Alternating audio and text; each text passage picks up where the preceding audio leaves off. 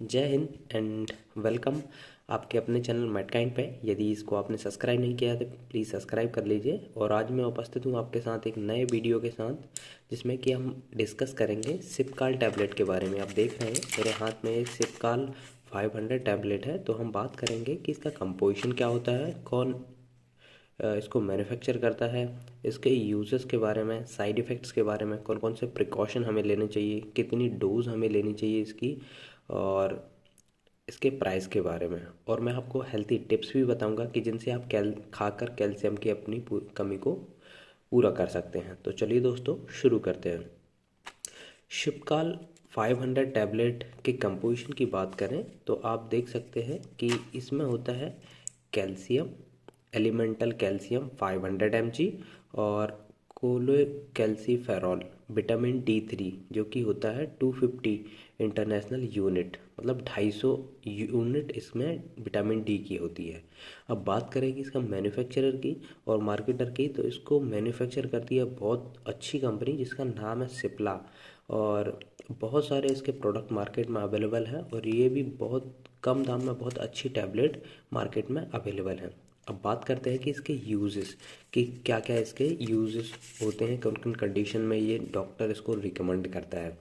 सबसे पहली कंडीशन है कि जो कैल्शियम की डिफिशियंसी होती है उसको ट्रीट करने के लिए डॉक्टर इसको रिकमेंड करता है, प्रिस्क्राइब करता है। और इसके अदर बेनिफिट्स क्या होते हैं, और इसमें क्या है, विटामिन डी होता है। तो यदि विटामिन डी की डेफिशिएंसी है तो उस कंडीशन को ट्रीट करने के लिए भी इसका यूज़ किया जाता है। अदर बेनिफिट्स क्या क्या हैं, इससे एक ये डाइटरी सप्लीमेंट है जो कि सपोर्ट करता है बोन एंड जॉइंट हेल्थ को। कैल्शियम क्या करता है कि बूस्ट करता है कोलेजन सिंथेसिस को। कोलेजन जो कि हमारे बोन्स वगैरह में होता है, उसको सिंथेसिस को, मतलब उसकी फॉर्मेशन को बढ़ाता है। मसल्स फंक्शन को ठीक करता है, और मसल स्ट्रेंथ और जो इंजरी हो जाती है उससे रिकवर करता है। विटामिन D3 जो इसमें होता है वो इम्प्रूव करता है bone density, bone strength and bone function को। और क्या करता है, ये absorption of calcium phosphorus by the body. Vitamin D जो इसमें होता है वो क्या करता है कि जो ब्लड में एक्सेस कैल्शियम और फॉस्फेट होता है उसको हड्डियों तक पहुंचाता है। तो ये विटामिन डी का काम होता है। Calcium helps maintain normal heart rhythm and muscle contraction. Calcium responsible होता है हमारे हेल्थी हार्ट के लिए भी, जो उसके कॉन्ट्रैक्शन वगैरह के लिए। और इसका यूज़ होता है बोन फॉर्मेशन में, जो कि जैसे कहीं पे ब्रेक हो जाती है तो उस कंडीशन को ट्रीट करने के लिए, जैसे फ्रैक्चर वगैरह हो जाता है उस कंडीशन को ट्रीट करने के लिए भी इसका यूज़ किया जाता है।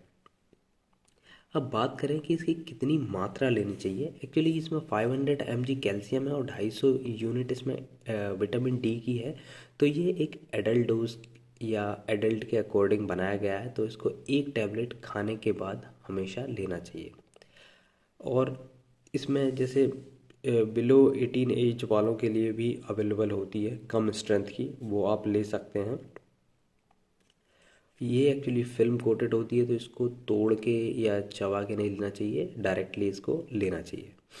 अब बात करते हैं कि कौन कौन से प्रिकॉशन या एडवर्स इफेक्ट, साइड इफ़ेक्ट्स हमें देखने को मिल सकते हैं। अब वैसे तो नॉर्मली इसके साइड इफ़ेक्ट्स नहीं होते हैं, बट यूजुअली हमें दिखाई दे सकते हैं, जैसे कि जीआई अपसेट, मतलब हमें पेट खराब वगैरह, या नोज़िया टाइप की, वोमिटिंग टाइप की हो सकती है। दूसरा, इसमें आपको प्रॉब्लम हो सकती है, कॉन्स्टिपेशन की प्रॉब्लम भी आपको हो सकती है। बट ये एक्चुअली जब आप इसको रेगुलर लेते हैं तो ये प्रॉब्लम डिसअपियर हो जाती है आपको, मतलब लॉन्ग टर्म के लिए नहीं होती है। और इसको कोई भी मेडिकल कंडीशन टाइप की ज़रूरत, मेडिकल कंडीशन की रिक्वायरमेंट नहीं होती है। अब बात करते हैं कि कौन कौन से प्रिकॉशन हमें लेने चाहिए।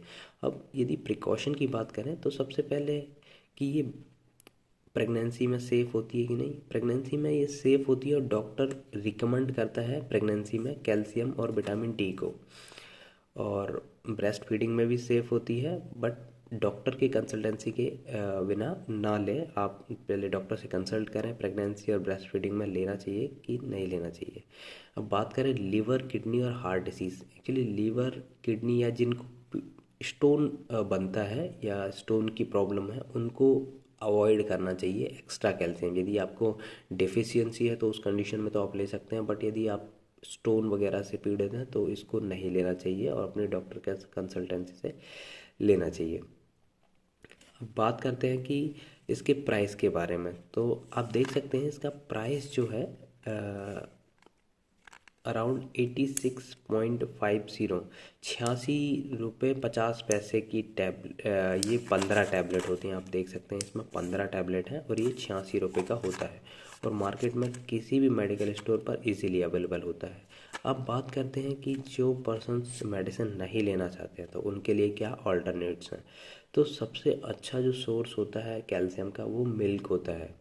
और विटामिन डी के लिए आप आधे से 1 घंटा अभी सर्दियों में धूप में बैठ सकते हैं तो नेचुरली विटामिन डी फॉर्मेशन होता है। और जैसे अदर फूड विटामिन डी, जैसे एग्स आप ले सकते हैं और कैबेज ले सकते हैं, ब्रोकली ले सकते हैं, इनमें विटामिन डी रिच होता है। तो आप इन्हें खाकर भी विटामिन डी और कैल्शियम की डिफिशिएंसी को ट्रीट कर सकते हैं।